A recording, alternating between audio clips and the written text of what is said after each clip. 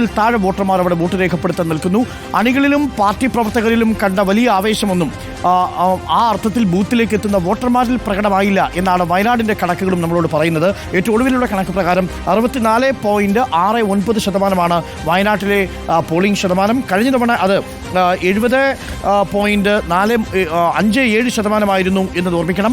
2024 രാഹുൽ ഗാന്ധി രണ്ടാമത് വിജയിച്ചു പോകുമ്പോൾ 73.57% പോളിംഗ് ശതമാനമാണ് 65%-ഓടെത്താൻ കിതയ്ക്കുന്നത് എന്നതാണ് ഏറെ കൗതുകകരമായ കാര്യം.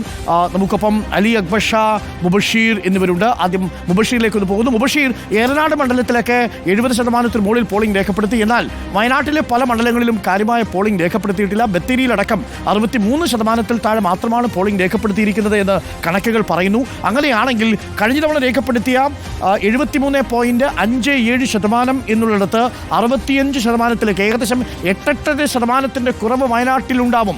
ആരുടെ ചങ്കടിപ്പാണ് ഏറുക മുബഷീർ?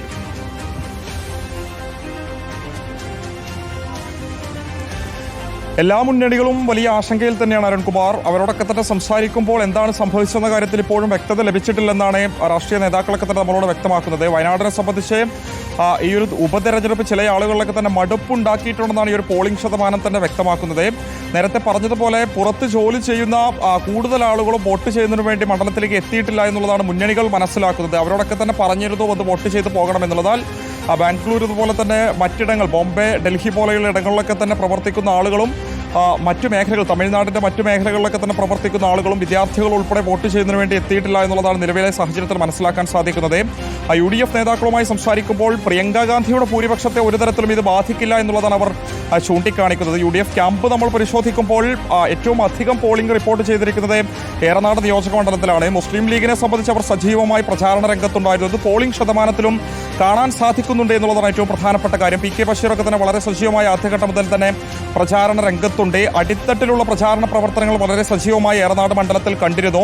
കുറുങ്ങാട്ടേരി പഞ്ചായത്താണെങ്കിലും അരീക്കോട് മേഖലകളിലൊക്കെ തന്നെ അത് പ്രതിഫലിച്ചു എന്നുള്ളതാണ് പോളിംഗ് ശതമാനത്തിൽ നിന്ന് മനസ്സിലാക്കാൻ സാധിക്കുന്നത്. എന്നാൽ കോൺഗ്രസിന്റെ തന്നെ സ്വാധീനമുള്ള മേഖലകളിലൊക്കെ തന്നെ പോളിംഗ് ശതമാനം കുറഞ്ഞത് വലിയ തിരിച്ചടി ഉണ്ടാക്കുമെന്നുള്ളതാണ് ഇപ്പോഴത്തെ ഏറ്റവും പ്രധാനപ്പെട്ട കാര്യം. ഞാൻ അലിയിലേക്ക് കൂടി പോയിട്ട് വരാം. ബഷീർ, ലീഗിന്റെ കോട്ടകളിലെല്ലാം വലിയ രീതിയിൽ പോളിംഗ് രേഖപ്പെടുത്തി. എന്നാൽ കോൺഗ്രസിന്റെ വലിയ സ്വാധീനമുള്ള മണ്ഡലങ്ങളിൽ വലിയ കാര്യമായ വോട്ടർ ടേൺ ഔട്ട് ഉണ്ടായിട്ടില്ല, പോളിംഗ് ശതമാനം ഉണ്ടായിട്ടില്ല. വോട്ടർമാർക്കിടയിൽ മുന്നണിയിൽ കണ്ട ഈ പ്രിയങ്ക തരംഗം എന്ന പേരിൽ UDF പ്രതീക്ഷിച്ചതുപോലെ ഒരു ആവേശം പ്രകടമായില്ലേ അലി അക്ബർ ഷാ?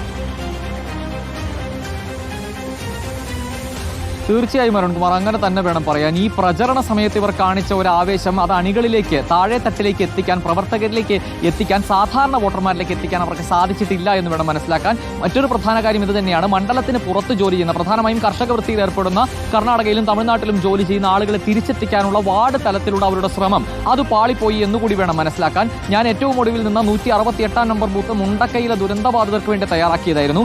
1168 വോട്ടുകളായിരുന്നു ഇവിടെ രേഖപ്പെടുത്തേണ്ടിയിരുന്നത്. 720 വോട്ടുകളാണ് ഇന്ന് പോൾ ചെയ്യപ്പെട്ടത്.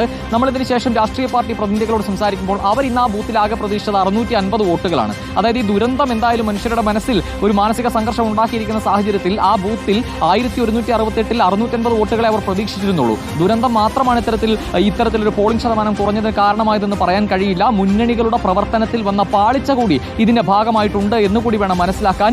ഈ പൊതുയോഗങ്ങളിലേക്ക് വലിയ ആൾക്കൂട്ടങ്ങളെ എത്തിച്ച് മാധ്യമ ശ്രദ്ധയിലേക്ക് എത്തിക്കുക എന്നതിനപ്പുറത്തേക്ക് സാധാരണക്കാരായ വോട്ടർമാരിലേക്ക് ഒരു പരിധിക്കപ്പുറം ഇറങ്ങിച്ചെല്ലാൻ UDF ഉൾപ്പെടെയുള്ള മുന്നണികൾക്ക് സാധിച്ചിട്ടുണ്ടോ എന്ന ചോദ്യമാണ് ഈ ഘട്ടത്തിൽ ഏറ്റവും പ്രധാനമായും ഉയരുന്നത്. UDF മുന്നണി ഇപ്പോഴും പറയുന്നത് പ്രിയങ്കയുടെ ഭൂരിപക്ഷത്തിൽ ഇടിവുണ്ടാകില്ല എന്നാണ്. പക്ഷേ കൃത്യമായി കണക്കുകൾ പരിശോധിച്ചാൽ നമുക്ക് മനസ്സിലാകും, രണ്ടാം തവണ രാഹുലിന് നേടിയ കുറഞ്ഞ ഭൂരിപക്ഷം, ആ ഭൂരിപക്ഷത്തിലേക്ക് പോലും എത്താനുള്ള സാധ്യത തുലവും കുറവാണ് പ്രിയങ്കയ്ക്ക് ഇത്തവണ എന്നുള്ളത്.